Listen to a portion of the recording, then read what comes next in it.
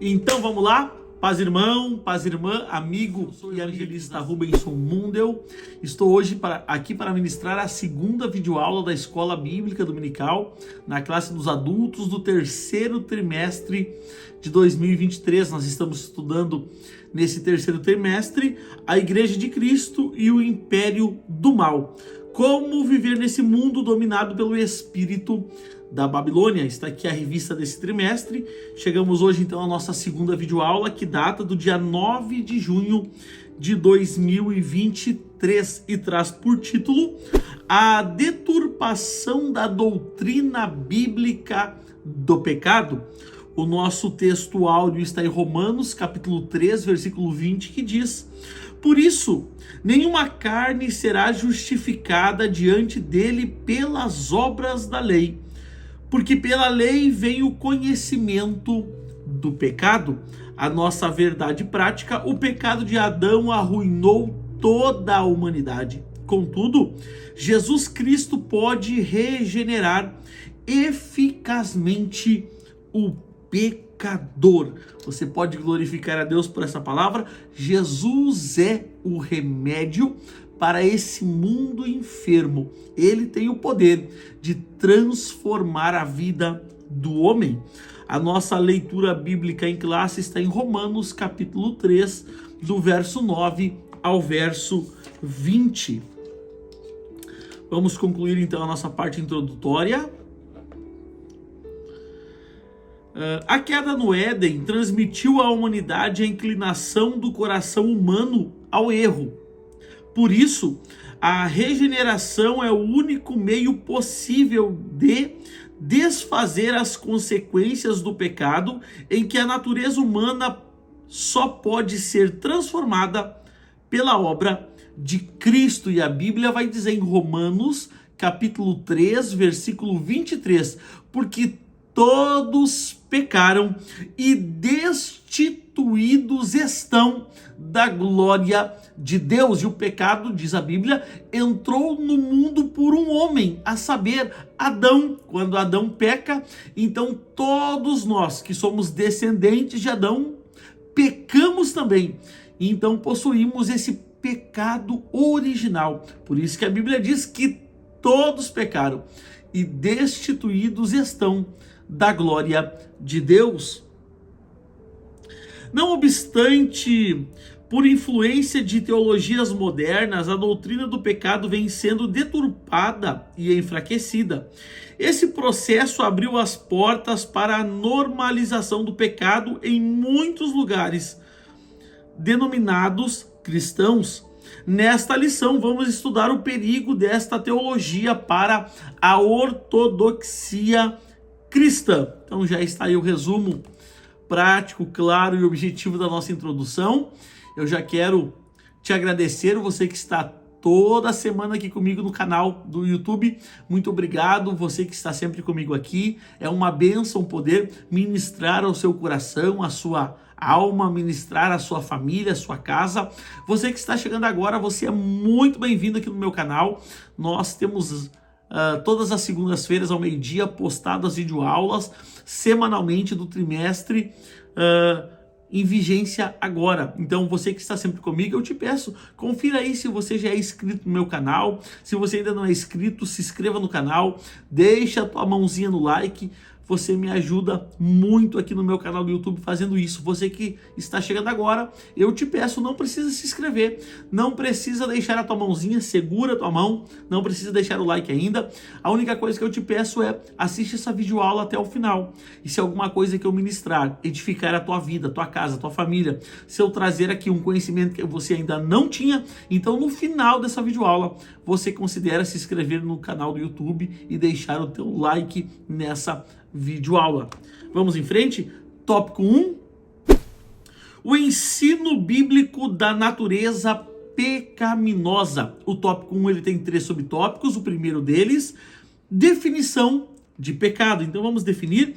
Dentre os termos para pecado, destacamos o subjetivo hebraico chatá, cuja raiz significa errar o alvo.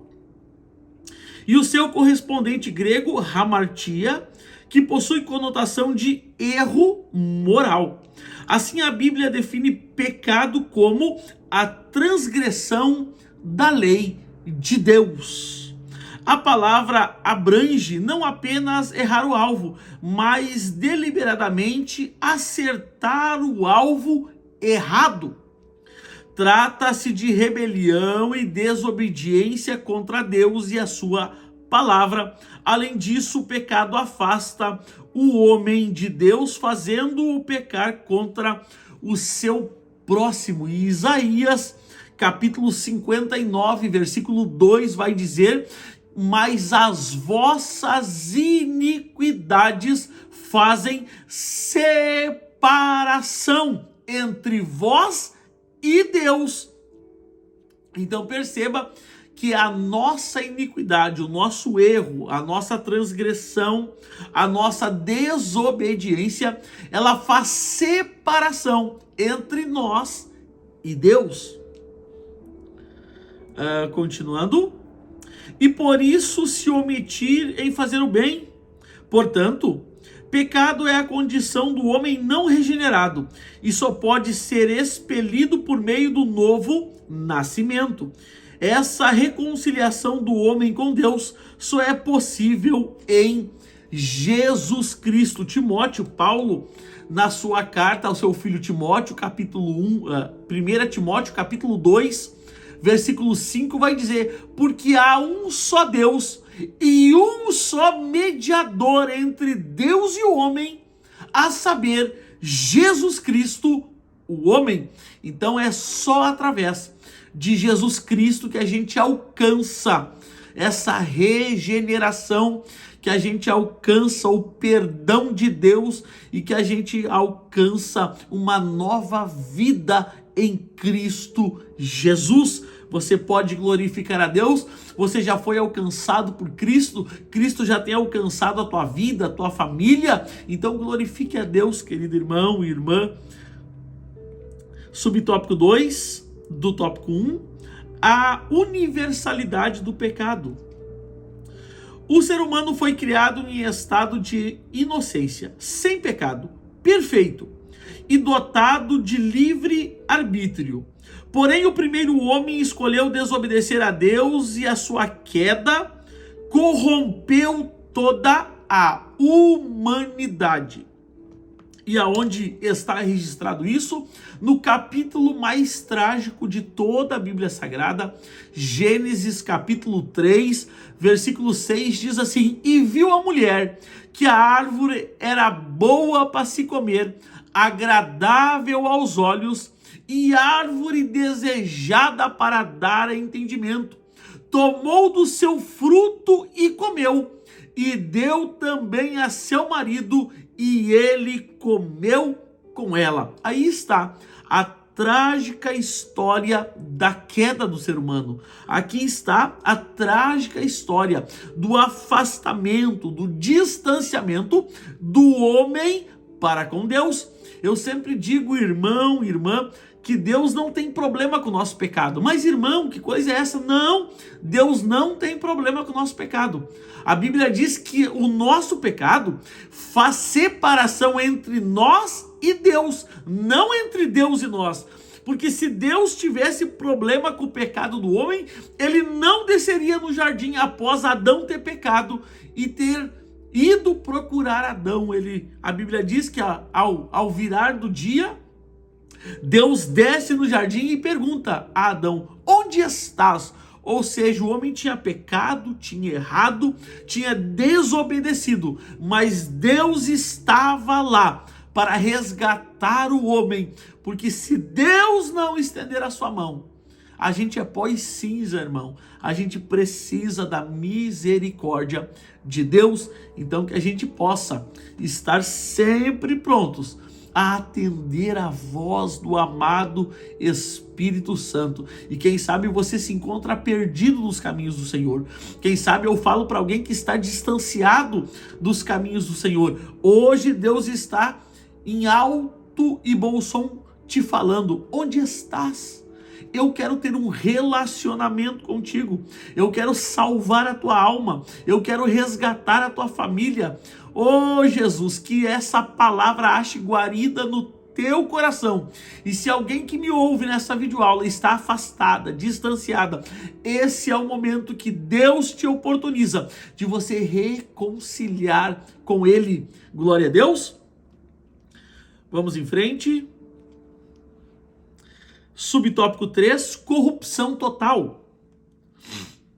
É o estado de corrupção mental, moral e espiritual da natureza humana. Nesse aspecto, a inclinação para fazer o errado é resultado do pecado. Por causa da queda, todas as áreas de nosso ser foram corrompidas. Essa corrupção impede o homem de tomar a iniciativa no processo de regeneração. Ele só pode ser liberto do pecado após o convencimento do Espírito Santo de Deus. Em primeira carta de João, capítulo 2, versículo 16, diz: porque tudo o que há no mundo, a corrupciência da carne, a corrupciência dos olhos, a soberba da vida, não vem do Pai, mas do mundo. O mundo passa, a sua corrupciência passa, mas aquele que faz a vontade de Deus permanece para sempre. Então a Bíblia diz que o homem ele cai completamente. Ele cai no nível da alma, ele cai no nível do espírito e ele cai no nível da carne. E isso está bem registrada em Gênesis capítulo 3, verso 6, onde eu citei. A Bíblia diz que a mulher viu que a árvore era boa aos seus olhos, que era desejável para dar entendimento e que era boa para se comer. Então a Bíblia fala que ela cai nos 3 níveis que um ser humano pode cair. E a corrupção foi total, dependendo único e exclusivamente agora da obra e ação do Espírito Santo de Deus.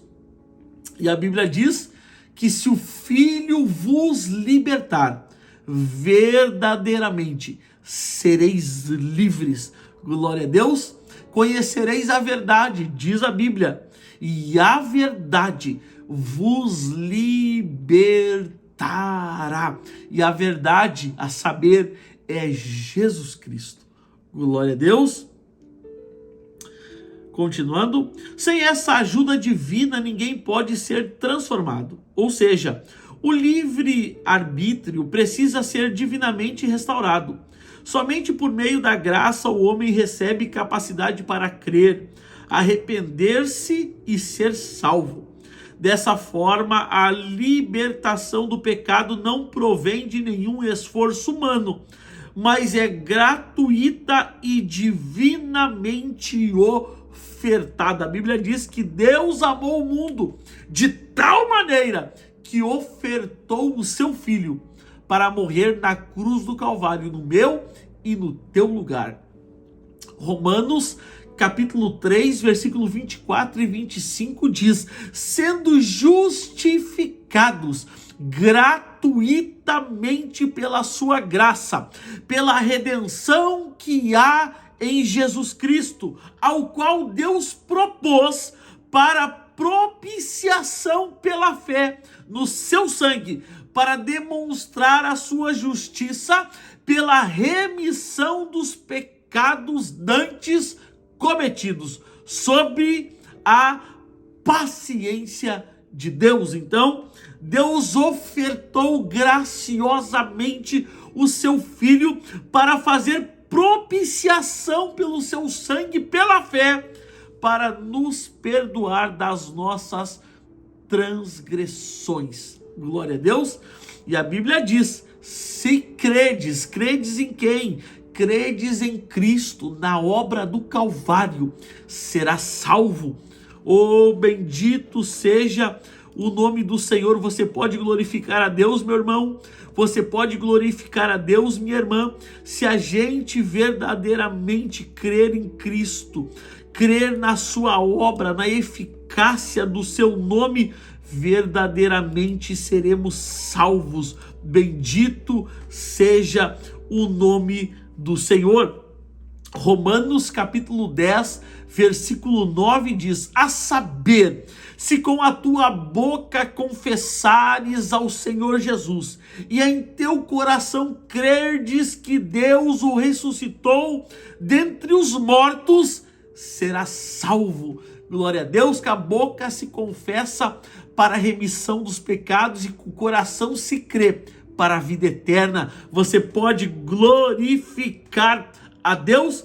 Então está aí um resumo prático, claro, objetivo do tópico 1. Eu já quero avançar contigo ao tópico 2 dessa lição. Tópico 2, as teologias modernas. O tópico 2 também tem 3 subtópicos. O primeiro deles, a teologia do pecado social. A tese do pecado social remonta aos concílios católicos de Medellín, 1968, Colômbia, e Puebla, 1979, México. Essa tese defende que o pecado é algo que se constrói por meio de estruturas opressoras, tais como a pobreza, a injustiça, a desigualdade. Dessa maneira, a redenção do pecado não se restringe aos aspectos espirituais, sendo preciso tratar as questões sociais. O pecado deixa de ser tratado no nível da moral e passa a ser considerado no nível econômico e social. A mudança de ênfase do pecado original da natureza humana para o pecado social, que quer dizer sobre a estrutura, enfraquece a responsabilidade moral do pecador. Então, deixa-se de enfatizar a causa para explorar os sintomas. A partir daí, resolver as questões da ordem social é visto como solução para o problema do pecado. Naturalmente, essa é uma deturpação do ensino bíblico a respeito do pecado, e a gente luta contra esse mal.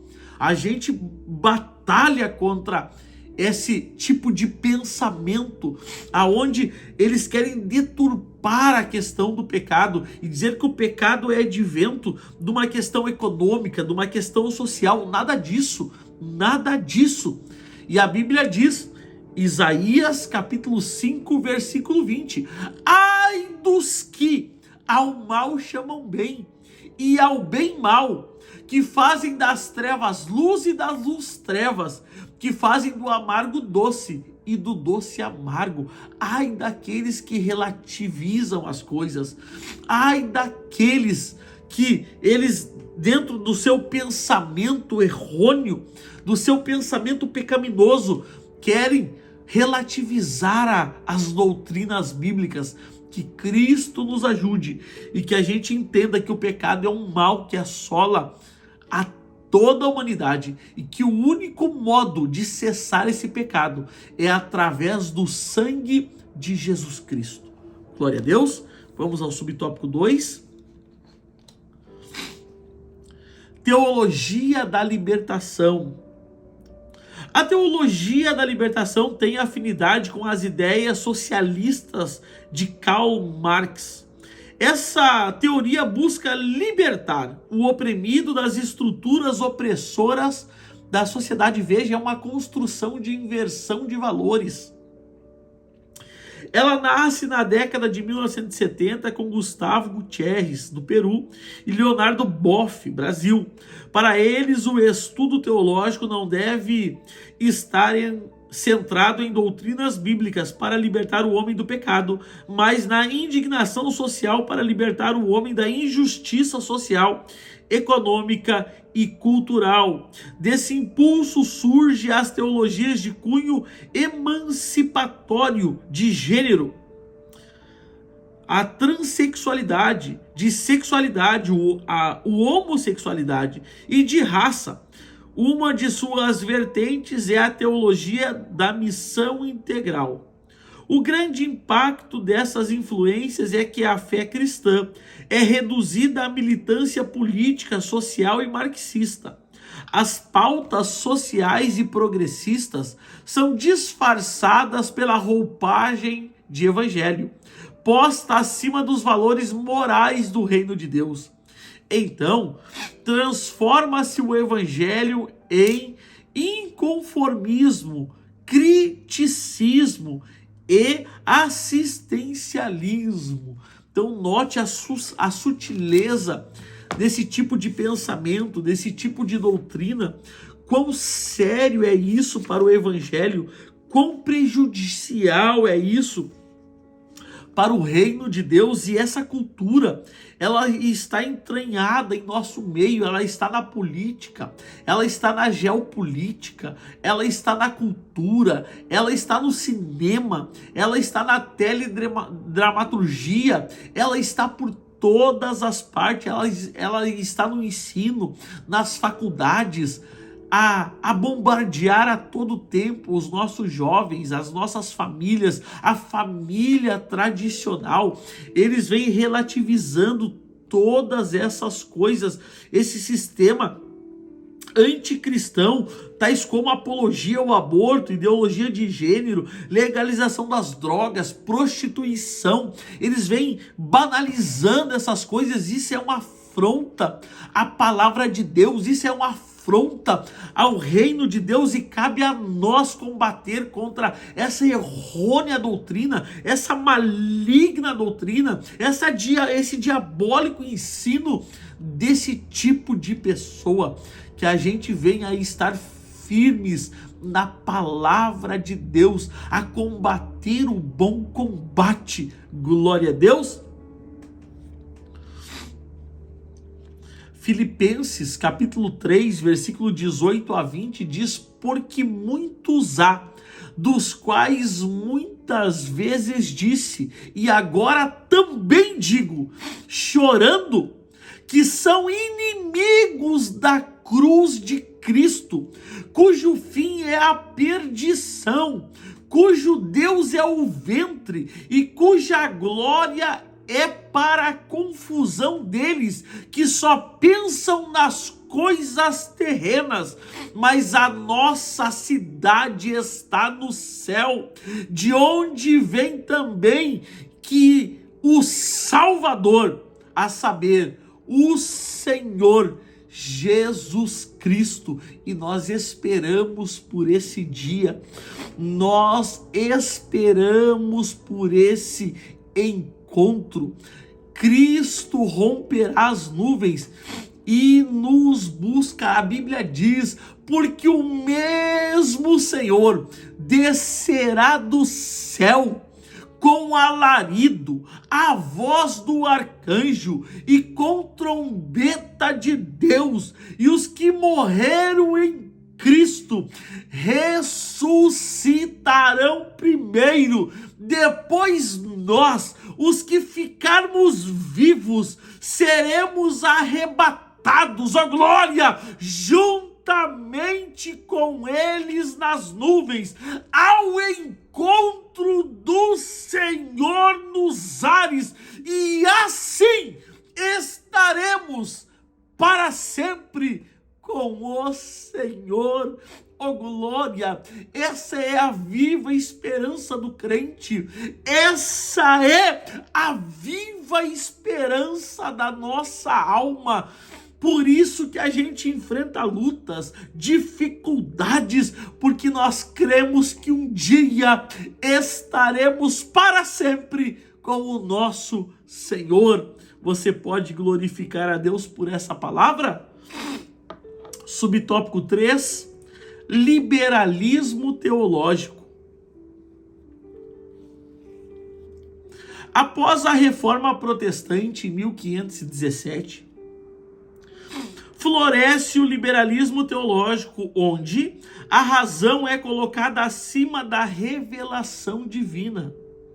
Como resultado disso, a inspiração, inerrância e infalibilidade das Escrituras são questionadas. Os milagres e o sobrenatural são considerados mitológicos. As doutrinas da fé são reinterpretadas e ressignificadas. Que coisa diabólico isso! Que doutrina do inferno é essa? Como assim? Irmão, a palavra de Deus ainda é a nossa única regra de prática e de fé. A palavra de Deus é verdadeira.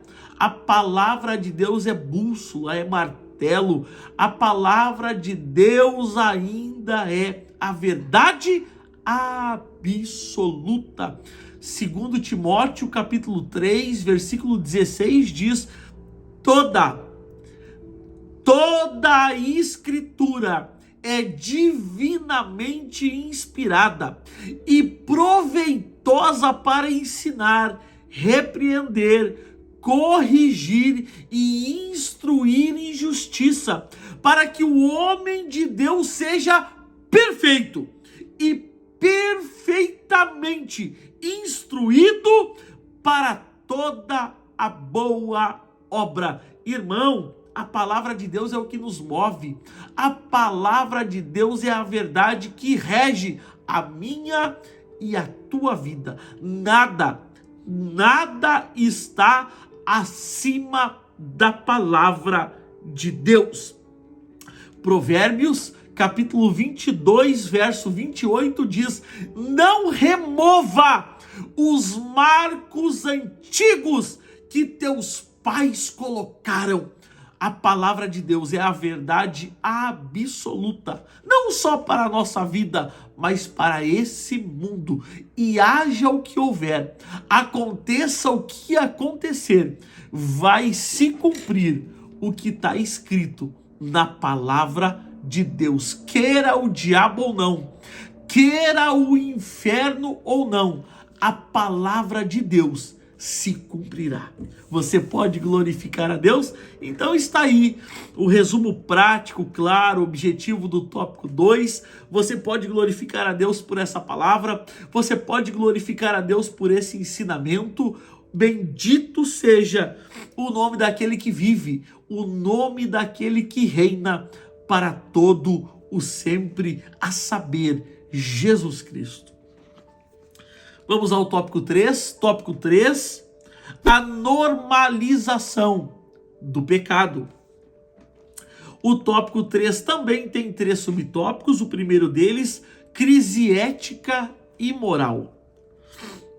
Em termos gerais, os valores que regulam a conduta de uma pessoa denominam-se ética. E a prática dessa conduta recebe o nome de moral. Nessa concepção, a obediência aos princípios bíblicos reflete o caráter de um cristão.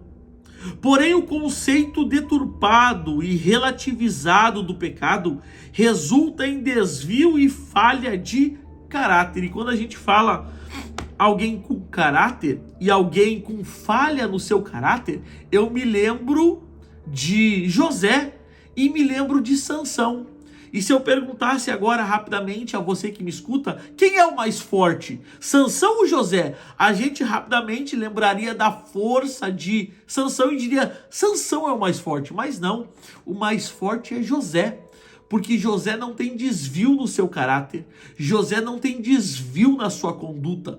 José de fato é um jovem, um homem cheio do Espírito de Deus, enquanto Sansão, por mais que tivesse força física, tinha desvio no seu caráter. O seu caráter era deformado, deturpado. Então, quem é o mais forte? José. Glória a Deus. Desse modo, a sociedade deixa de ser eticamente sólida e se torna moralmente desajustada. Dessa crise de integridade irrompe ações incompatíveis com a fé bíblica. Temas progressistas violam a ética e a moral bíblica e passam a ser normalizados, tais como a imoralidade sexual, o aborto, o uso das drogas ilícitas. E como é que a gente luta contra isso? Como é que a gente batalha contra essas coisas? Não tem outro jeito, a não ser pelo fruto do Espírito, que está lá em Gálatas, capítulo 5, versículo 22, que diz: mas o fruto do Espírito é o amor, o gozo, a paz, a longanimidade, a benignidade, a bondade, a fé, a mansidão, a temperança. E a Bíblia conclui dizendo: contra essas coisas não há lei. Então a gente só pode exalar o bom perfume de Cristo nesse mundo deturpado, para que as pessoas vejam que através da nossa vida, do nosso testemunho, do nosso caminhar, do nosso proceder, do nosso caráter, elas vejam que tem algo a mais além do que essa sociedade deturpada vem ensinando e vem pregando por aí. Que os bons costumes da igreja, que as boas doutrinas bíblicas venham perseverar nesse mundo deturpado e nesse mundo de relativização, que a gente possa ser o portador das boas novas do Evangelho. Glória a Deus. Subtópico 2, imoralidade sexual. A deturpação da doutrina do pecado favorece o avanço da imoralidade sexual. Em defesa da liberdade de decisão sobre o corpo, banaliza-se o sexo pré-conjugal, extraconjugal, normaliza-se a homossexualidade. E a gente sabe, enquanto cristãos, que sexo é bom e Deus deixou o sexo para o casamento. Mas o sexo é bom dentro do casamento, na hora certa, não antes e nem extraconjugalmente, mas entre marido e mulher, com a bênção de Deus. Ali sim, esse é o bom ensino bíblico. E a doutrina da castidade é vista como opressora. Nesse aspecto, o afrouxamento da moral, o ensino da ideologia de gênero e a erotização da infância promovem luxúria e licenciosidade. O pecado é tolerado, a família é desconstruída e a doutrina da santidade é negligenciada. E o que a gente pode fazer no meio de todo esse vendaval de falsos ensinamentos, de doutrinas infundadas? A gente pode tomar a mesma atitude que Daniel tomou. E onde é que está essa atitude, irmão Rubenson?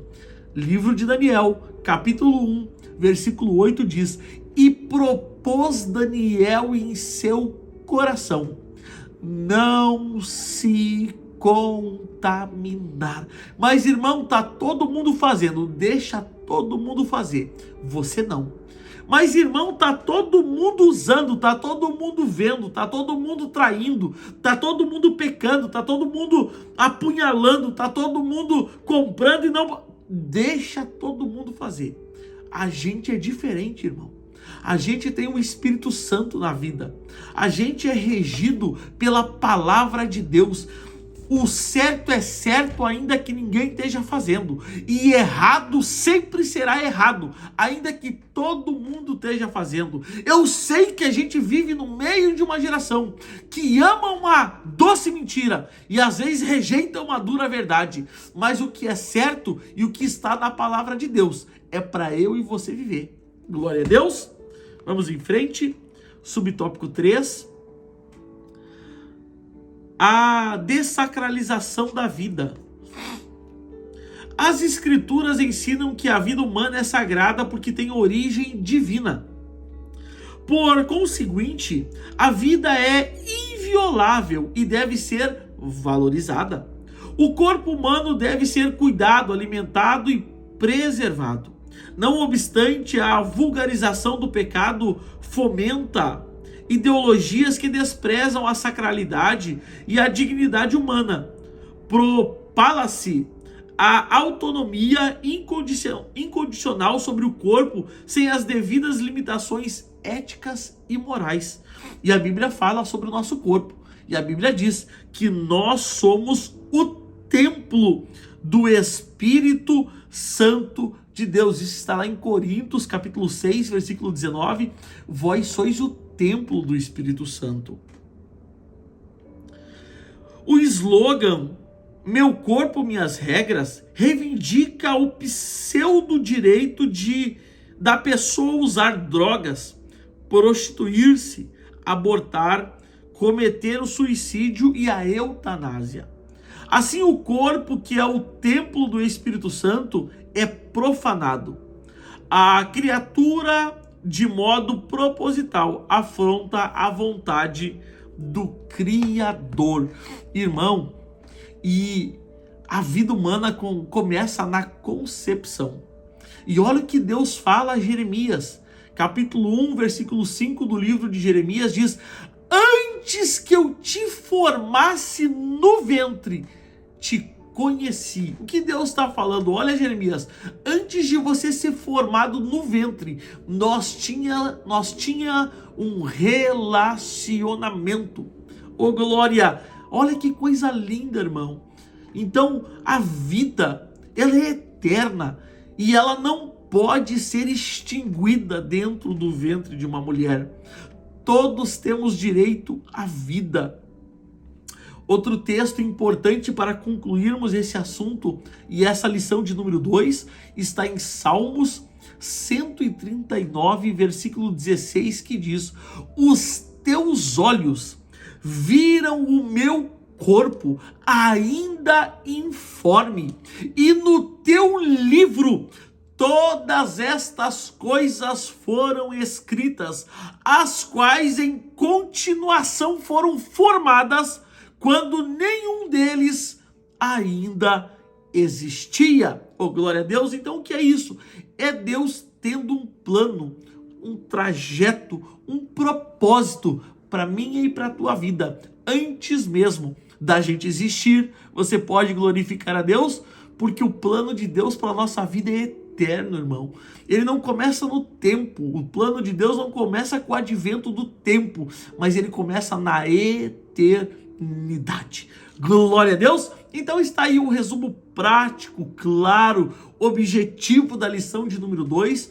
E se tudo isso foi bênção na tua vida, se eu ministrei alguma coisa que edificou a tua vida, a tua casa, a tua família, se eu trouxe aqui algum conhecimento que você ainda não tinha, agora sim eu te peço, me ajuda aqui no meu canal do YouTube, se inscrevendo no meu canal do YouTube, deixando a tua mãozinha no like e deixe um comentário abaixo dessa videoaula. Eu leio todos os comentários, respondo a cada um deles e dessa forma eu tenho certeza que eu vou ser bênção para a tua vida e você será bênção para a minha vida. Querido irmão, querida irmã, o desejo da minha alma é que Deus abençoe a tua vida, que Deus abençoe a tua família, que Deus abençoe a tua casa, que Deus abençoe a obra das tuas mãos e que aonde você botar o pé, que Deus te dê por herança. Até a próxima videoaula. Graça e paz.